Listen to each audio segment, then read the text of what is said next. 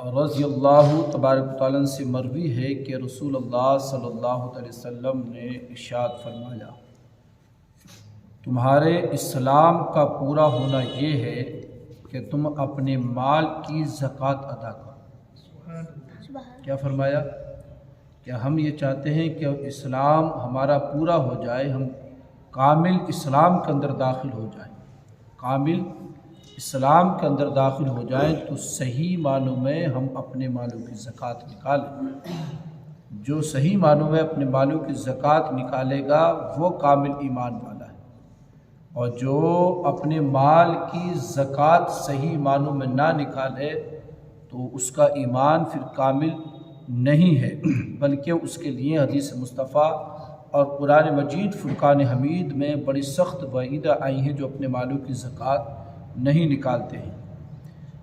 حدیث مصطفیٰ صلی اللہ علیہ وسلم میں آتا ہے کہ اللہ کے حبیب صلی اللہ علیہ وسلم نے ارشاد فرمایا کہ جو اپنے گھر کے اندر سونا اور چاندی جمع کرتے ہیں اور اس سونے اور چاندی کی وہ زکوٰۃ نہیں نکالتے، جمع کرتے ہیں اور سونے چاندی کی زکوٰۃ نہیں نکالتے، ایسے جن کتنے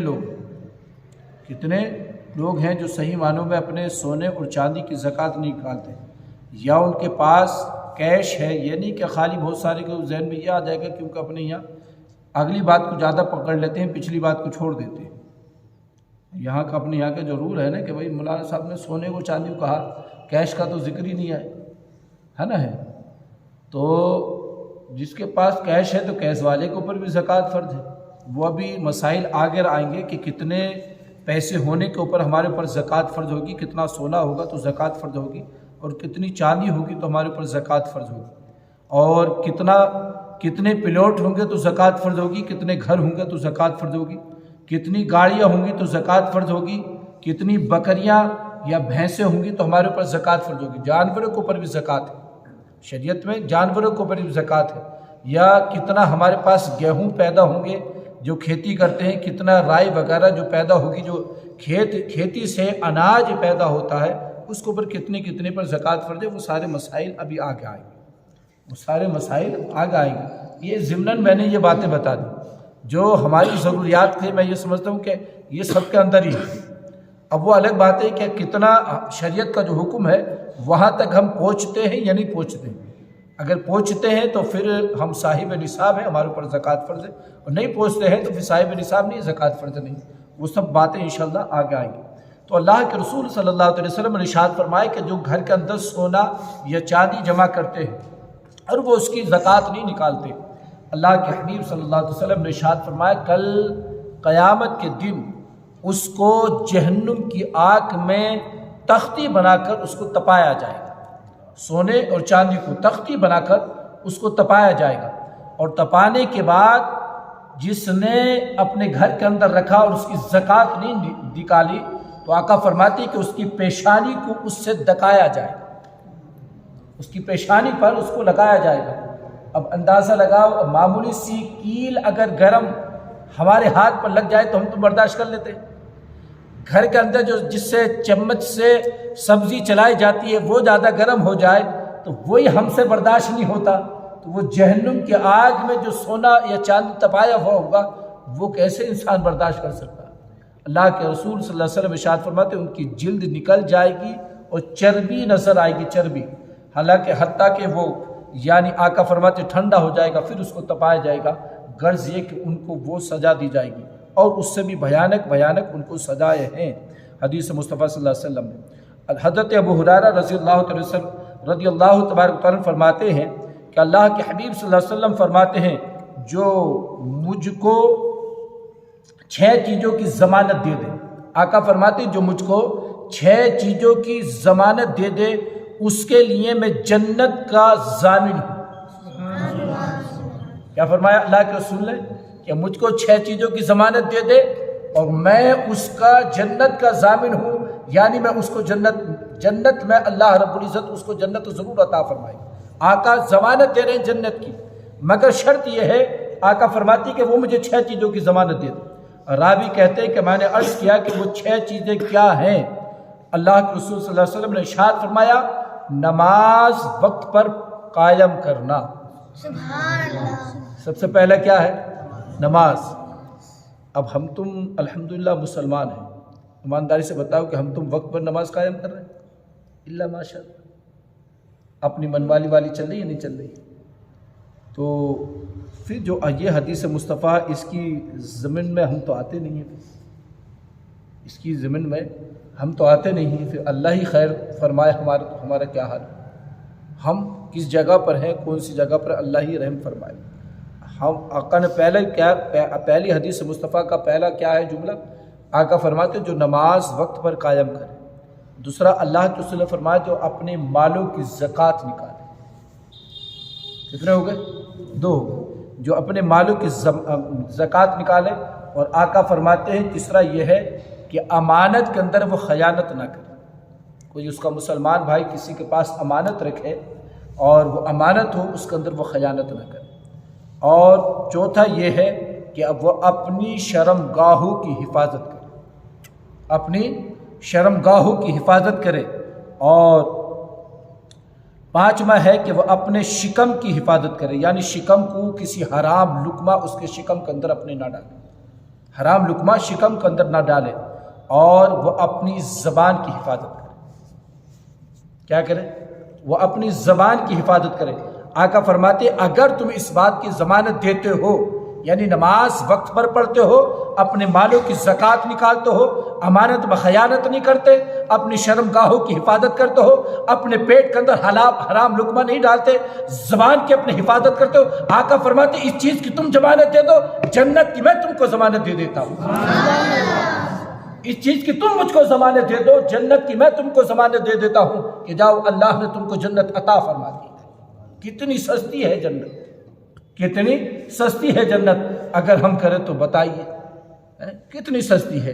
ایک قدم رکھو جنت میں پہنچ جاؤ، مگر شرط یہ ہے کہ ہم ان باتوں پر عمل کریں، ورنہ دور اتنی ہے کہ 500 برس کی مسافت ہے۔ میدان محشر میں جو پل صراط بچھایا جائے گا وہ 500 برس کی مسافت ہے، دور اتنی کہ 500 برس کی مسافت ہے، نزدیک اتنی ہے۔ آقا فرماتے کہ ایک قدم اس کونے پہ پل صراط کے، دوسرا قدم جنت میں، دوسرا قدم جنت میں ہے۔ تو یہ ان کے لیے ہے کہ جو ان باتوں پر عمل کریں۔ تو ہم الحمدللہ مسلمان ہیں، صحابہ نے جنت خریدی اور صحابہ نے ان باتوں پر عمل کر کے دکھایا، اس کے بعد میں تابعین، طب تابعین، ائمہ مجتہدین نے عمل کر کے دکھایا۔ آج بھی اللہ کے بہت سارے بندے ایسے ہیں، ایسا نہیں ہے، آج بھی اللہ کے کچھ ایسے محبوب بندے ہیں کہ وہ ان ساری باتوں پر عمل کر رہے ہیں، اور وہ ان باتوں پر عمل کر رہے ہیں تو قسم خدا کی آقا کے فرمان کے مطابق وہ جنتی، آقا کے فرمان کے مطابق وہ جنتی ہیں۔ اللہ کے رسول صلی اللہ علیہ وسلم نے اور ارشاد فرمایا کہ جو اپنے مالوں کی صحیح معنوں میں زکوٰۃ نکالتے ہیں اللہ نے ان کے لیے جنت کو تیار کر رکھا، اللہ نے ان کے لیے جنت کو تیار کر رکھا ہے۔ حضرت ابو ہریرہ رضی اللہ تبارک عنہ سے مروی ہے کہ نبیوں کے سردار، ہم غریبوں کے غمخوار آقا صلی اللہ علیہ وسلم نے خطبہ پڑھا اور فرمایا قسم ہے اس کی جس کے قبض قدرت میں میری جان ہے۔ پیارے آقا علیہ الصلوۃ والسلام نے اپنی زبان مبارک سے اس کو 3 مرتبہ کہا کہ قسم ہے اس کی جس کے قبض قدرت میں میری جان ہے۔ پھر اللہ کے رسول صلی اللہ علیہ وسلم نے اپنا سر مبارک جھکا لیا، اپنا سر مبارک جھکا لیا، صحابہ نے بھی اپنے سروں کو جھکا لیا۔ پھر اللہ کے رسول صلی اللہ علیہ وسلم زار و قطار ہونے لگے، اتنے روئے آقا علیہ الصلوۃ والسلام کے ریش مبارک، آپ کے چہرے مبارک جو داڑھی مبارک شریف ہے وہ تر ہو گئی۔ اللہ اکبر۔ فرماتے صحابہ فرماتے کہ کسی کو یہ معلوم نہیں کیا اللہ کے رسول کیوں رو رہے ہیں، کس وجہ سے رو رہے ہیں۔ پھر اچانک اللہ کے رسول صلی اللہ علیہ وسلم نے اپنے سر مبارک کو اٹھایا، چہرہ پر نور یعنی خوشی کے اثرات اللہ کے رسول کے چہرے پر روشن ہو رہے تھے کہ اللہ کے رسول صلی اللہ علیہ وسلم کا چہرہ مبارک یعنی مسکرا رہا ہے۔ تو آپ نے ارشاد فرمایا جو بندہ 5 نمازیں پڑھتا ہے، آقا فرماتے جو بندہ 5 نمازیں پڑھتا ہے، رمضان کے روزے رکھتا ہے، اپنے مال کی زکوٰۃ دیتا ہے اور کبیرہ گناہ سے بچتا ہے، اس کے لیے اللہ نے جنت کو تیار کر رکھا۔ اس اس کے لیے اللہ نے جنت کو تیار کر رکھا ہے۔ کیا فرمایا اللہ کے رسول نے؟ یعنی نماز کی پابندی کرتا، 5 نمازوں کی پابندی کرتا ہے۔ یہ نہیں کہ عشاء کی نماز پڑھنے ہم آ گئے یا ہم نے فجر ظہر ادا کر لی، ایک ٹائم کی نماز جب دل کرا وہ۔ آقا فرماتے 5 نمازوں کی جو پابندی کرتا، ماہ رمضان کے روزے رکھتا۔ بہت سارے بدبخت ایسے اب آ رہے، رمضان شریف آ رہا ہے، مطلب یہ ہے کہ 12-13 دن کے بعد وہ ان کے بلڈ پریشر ابھی سے ہائی ہونا شروع ہو گئی، آئی سن میں۔ اور بہت سارے ایسے ہیں بدبخت کا اللہ کے ساتھ مذاق کرتے، ایسی مذاق کرتے کہ بھئی 3 روزے رکھ لو 30 پورے ہو جائیں گے۔ تیرے باپ کے گھر کی خدائی چل رہی ہے کہ 3 روزے رکھ لے اس میں 0 لگ جائے گا؟ ایسا نہیں ہے پیارے۔ جب اللہ نے 30 روزے فرض کیے ہیں، یعنی پورے مہینے کے روزے فرض کیے ہیں، پورے مہینے کے روزے رکھنے سے ہی کام چلے گا۔ ایسا نہیں کہ جب دل کرا جب رکھ لیے، جب دل کرا جب رکھ لیے۔ اتنا خطرناک عذاب ہے جو جان بوجھ کے روزے چھوڑتے ہیں۔ آگے انشاءاللہ میں اگلے ہفتے میں بتاؤں گا کہ ماہ رمضان کے روزے رکھنے کا ثواب کتنا ہے اور جو چھوڑ دیتے ہیں ان کا عذاب کتنا ہے۔ تو اللہ کے رسول نے فرمایا ماہ رمضان کے روزے رکھے اور اپنے مالوں کی زکوٰۃ نکال، صحیح معنوں میں اپنے مال کی زکوٰۃ نکالتا ہے اور کبیرہ گناہ سے بچتا ہے، اس کے لیے اللہ نے جنت کو تیار کیا۔ اللہ نے ان لوگوں کے لیے جنت کو تیار کر رکھا ہے۔ تو دیکھیے وہ کتنے خوش نصیب لوگ ہیں جو ان باتوں پہ عمل کریں۔ لوگ کہتے ہیں یار جنت بڑی مشکل سے ملے گی۔ یار جنت مشکل سے نہیں ملے گی، یہ کام تو کرو۔ ہم تو مسلمان ہیں، نماز تو ہمارے اوپر فرض ہے نا، بولیے نماز ہمارے اوپر فرض ہے بھائی، ہر حال میں نماز ہمارے اوپر فرض ہے۔ کسی حال میں بھی ہمارے اوپر نماز ایسا نہیں کہ معاف ہو جائے، وہ چھوٹا امیر ہو یا غریب ہو، فقیر ہو، کوئی بھی ہو، اگر وہ صاحب عقل ہے، بالغ ہے، صاحب عقل ہے، اس کے اوپر نماز فرض ہے۔ جیسے ایک ارب پتی کے اوپر نماز فرض ہے، VIP کے اوپر نماز فرض ہے، ایسی ہی ایک جھوپڑ پٹی میں رہنے والے کے اوپر نماز فرض ہے۔ ایسے ہی جھوپڑ پٹی میں رہنے والے کے اوپر نماز فرض ہے۔ زکوٰۃ کا معاملہ رہا تو زکوٰۃ صاحب نصابوں کے اوپر فرض ہے، جو صاحب مالدار ہے، جو صاحب ثروت ہے، ان کے اوپر زکوٰۃ فرض ہے۔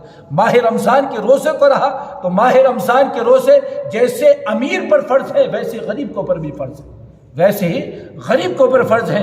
اب اس کے اندر کوئی بیمار ہے تو وہ ایک مسئلہ پھر اس کا ایک الگ ہے، مگر جب صحت تندرستی ہے، امیر بھی صحت تندرستی کے ساتھ ہے، غریب کو بھی اللہ نے صحت تندرستی عطا فرمائی ہے، تو دونوں کے اوپر فرض ہے کہ دونوں روزے رکھیں۔ ایسے ہی مردوں کے اوپر بھی فرض ہے، عورتوں کے اوپر بھی فرض ہے۔ اللہ اکبر۔ اور حکم غریب کے لیے بھی یہی ہے کہ وہ گناہ سے بچے، اور امیر کے لیے بھی یہی ہے کہ گناہ سے بچے ہے۔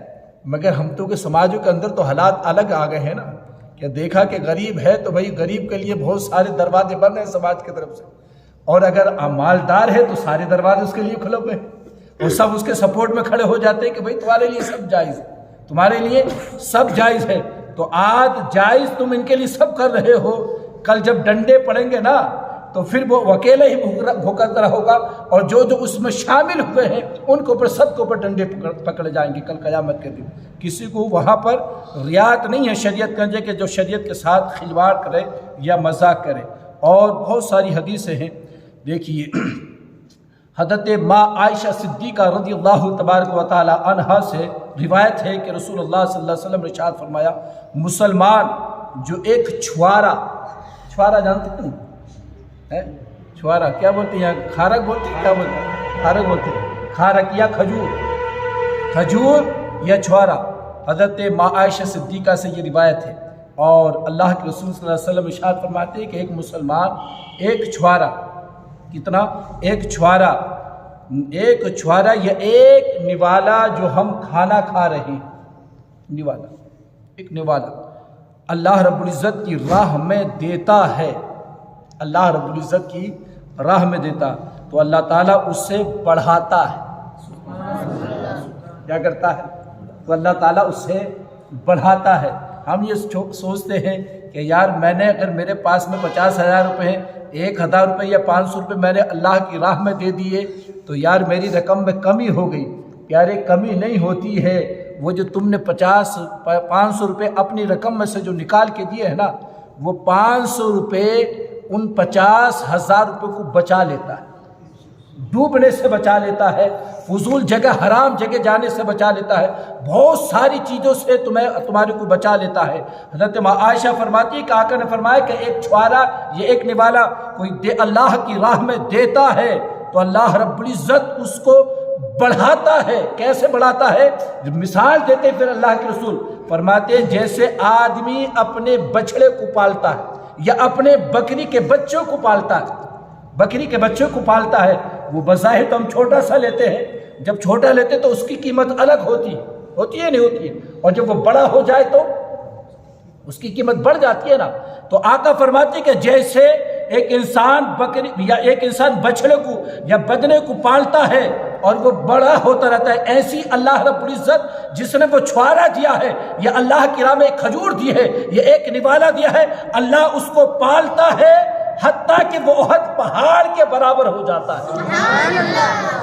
اتنا ہو جاتا ہے وہ احد پہاڑ کے برابر اللہ رب العزت اس کو ثواب کل قیامت کے دن عطا فرمائے گا۔ دیکھیے کتنا کریم ہے ہمارے مولا، ہمارا رب کتنا کریم ہے کہ ہم ادھر 1 روپیہ دیتے ہیں یا ایک نوالا دیا یا ایک روٹی اس کی راہ میں کسی کو صدقہ دی تو اللہ رب العزت اتنا بڑا اجر و ثواب ہمیں دے رہا۔ بتاؤ دنیا کی کوئی بینک دے سکتی ہے اتنا بڑا؟ اتنا اجر و ثواب کوئی بینک دے سکتی ہے؟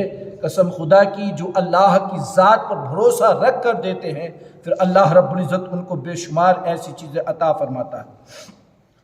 حضرت انس رضی اللہ تبارک عنہ روایت فرماتے ہیں کہ اللہ کے رسول صلی اللہ علیہ وسلم نے ارشاد فرمایا جب اللہ رب العزت نے زمین کو پیدا کیا، زمین کا فرش بچھایا تو زمین ہلنے لگی، زمین ہلنے لگی۔ زمین کا جب فرش بچھایا تو جب زمین ہلنے لگی تو اللہ رب العزت نے پہاڑوں کو زمین کے اوپر رکھ دیا، پہاڑ کو زمین کے اوپر رکھ دیا تو پہاڑ وہ سخت تھے زمین کے مد مقابل، مٹی کے مد مقابل پہاڑ سخت ہے۔ اللہ اکبر۔ تو فرشتوں نے عرض کیا مالک ملک تیری مخلوق میں کوئی پہاڑ سے بھی زیادہ سخت ہے؟ تیری مخلوق کے اندر کوئی پہاڑ سے زیادہ سخت ہے؟ تو اللہ رب العزت نے ارشاد فرمایا ہاں فرشتوں میری مخلوق میں پہاڑ سے بھی زیادہ سخت لوہا ہے۔ کیا ہے؟ لوہا ہے۔ لوہا پتھر کو کاٹ دیتا ہے، لوہا پہاڑ کو کاٹ دیتا ہے۔ تو اللہ رب العزت نے فرمایا کہ میری مخلوق میں لوہا جو ہے وہ پتھر سے پہاڑ سے زیادہ سخت ہے۔ پھر فرشتوں نے عرض کیا مالک مولا کیا یعنی لوہے سے بھی زیادہ کوئی سخت چیز ہے؟ لوہے سے بھی زیادہ کوئی سخت چیز ہے؟ تو اللہ رب العزت نے ارشاد فرمایا ہاں میری مخلوق میں آگ ہے جو لوہے سے بھی زیادہ سخت ہے۔ آگ میں لوہا ڈالا جائے تو کیا ہوگا؟ پھر اس کو گل جاتا ہے نا۔ تو آقا اللہ کے رسول نے فرمایا کہ پھر اللہ نے فرمایا کہ میری مخلوق میں آگ جو ہے وہ لوہے سے زیادہ سخت ہے۔ فرشتوں نے عرض کیا مالک مولا تیری مخلوق میں آگ سے بھی زیادہ کوئی سخت ہے؟ تو اللہ نے فرمایا کہ ہاں میری مخلوق میں یعنی آگ سے زیادہ پانی سخت ہے، پانی آگ پر ڈالا جاتا پانی آگ کو بجھا دیتا ہے۔ فرشتوں نے عرض کیا مالک مولا کہ تیری مخلوق میں کوئی پانی سے بھی زیادہ سخت ہے؟ تو اللہ رب العزت نے فرمایا ہاں میری مخلوق میں پانی سے زیادہ ہوا سخت ہے، ہوا چلتی ہے پانی کو ختم کر دیتی ہے، پانی سوکھ جاتا ہے۔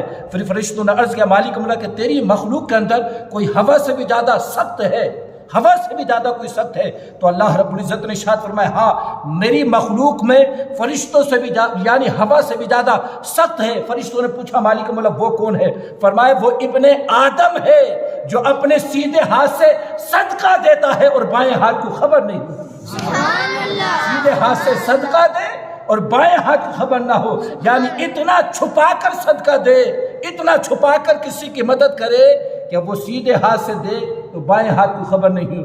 آج تو سوشل میڈیا کا زمانہ چل رہا ہے، سردیوں کے موسم میں اگر امیر کپڑے بھی بانٹتا ہے تو پہلے اس کا فیس بک پر جب تک فوٹو نہ لے قرار نہیں آتا ہے، یعنی بیچارے کو پہلے اسے کوئی جانتا نہیں تھا، غریب اپنی غریبی میں مست تھا، اپنے آپ کو چھپائے ہوا تھا، مگر اب اس کو اتنا ذلیل کر دیا ہے کہ پوری دنیا کے اندر اس کو رسوا کر دیا۔